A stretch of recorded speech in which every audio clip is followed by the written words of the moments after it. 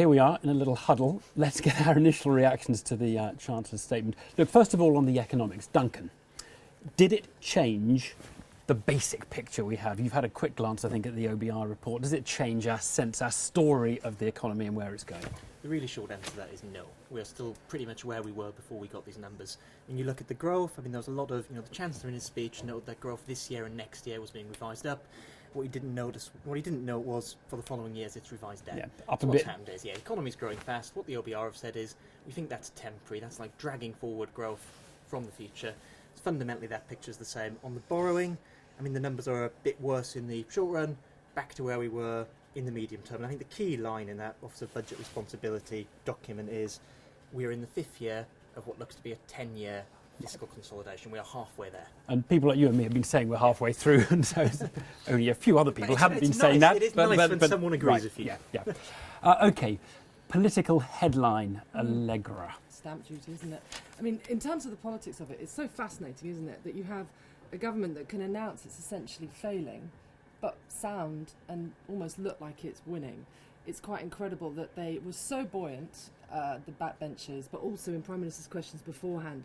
The Prime Minister was teasing Ed Miliband about the fact that he felt that the economic numbers, even though they are not good for them, that they can paint a good story about it. I mean, I thought that the key thing that he achieved today through the stamp duty measure, we've just seen Ed Balls try to respond and he's been floundering. The Tories' problem is that they're not seen to be on the side of normal people, right? So if you can bring in a measure that does actually seem to be giving away, it costs 850 million, so they're actually giving away to people with properties under £1 million, that's a key bit of positioning for them ahead of an election where the Labour Party will try to say you're out of touch. It's political cross-dressing in a way, isn't it? Because they were sort of taking a bit of the mansion tax, weren't they, and whacking it on They're stamp duty. meeting the Liberal Democrat demand, but they'll say they're doing it in a fairer way because they're not nobbling the granny who's living in the property she bought for 500,000 that's now quite expensive and she can't afford to meet an annual payment on it. So they'll say Instead you hit them when they inherit and sell that. Right, indeed, yeah. So I mean, there was lots of baubles as well. Yeah. So there were the air passenger duty and the stuff on children's programmes. But there was more of that kind of stuff, because actually the stuff on banks, I mean, there's quite a big tax rise on banks. It's quite a technical one, removing the ability to carry forward losses on corporations. That was quite a I mean, that's one that's caused a lot of anger. So you see all of these big banks who lost so much money in 2008-9, they weren't paying very much tax now. And, But they love that. That's exactly what the Conservatives want. They want the banks to come out tomorrow and say we're angry. Right, on the technical side, Chris, I mean, anything... well, stamp duty's got quite complicated. It always was quite complicated. So, I mean, the thing about the stamp duty reforms are, if you had to ask sort of an economist, a generic economist, if they could do one thing for one day, they'd probably go for the stamp duty. Stamp duty is a terrible tax because, first of all, it's levied on transactions, which economists hate because it's sort of like throwing sand in the market, into the cogs of the market. It deters you from selling your mansion if you have a mansion and you don't really want to live in it anymore. Exactly, all that sort of stuff. Also, it's been levied in this sort of what they call the slab fashion. So as you go over the threshold, it's on the whole volume, which creates these ludicrous distortions. And I don't think anyone can seriously sort of oppose this kind of reform. And the other thing that should be noted, that the influential Conservative Home website, which actually is pretty influential, they had 3 demands, and this was one of them. So, is that right? Yeah, it's quite straightforward. The Chancellor's going to his people and saying, what do you want?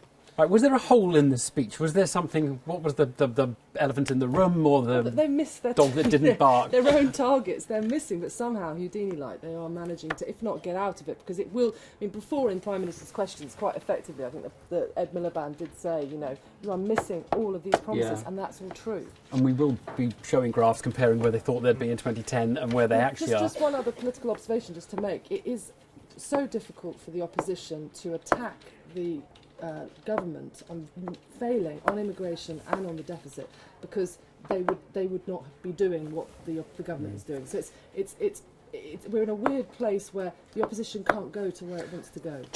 I mean, for me, the hole in the speech is the hole in the whole of British politics at the moment, which is no one's really detailing what you do in the next Parliament to try and meet these departmental spending totals that look so difficult. Well, there's a very striking graph in the OBR report that shows that if they're going to meet their targets by the end of the next Parliament, reductions in public spending are going to take the absolute lion's share of the strain, and there's an enormous amount of pain to come, and we just have no idea at all where it's going to come from, except that we know it's not going to come from the NHS, and it's probably not going to come from international development. The other thing to say on that is that, remember, there'll probably be another hung parliament, there'll probably be more coalition negotiations. Most people expect that the Conservatives will drop their commitment, that it would only be done, the pain would only be done through spending reductions, that there wouldn't be any tax rises. There probably will be.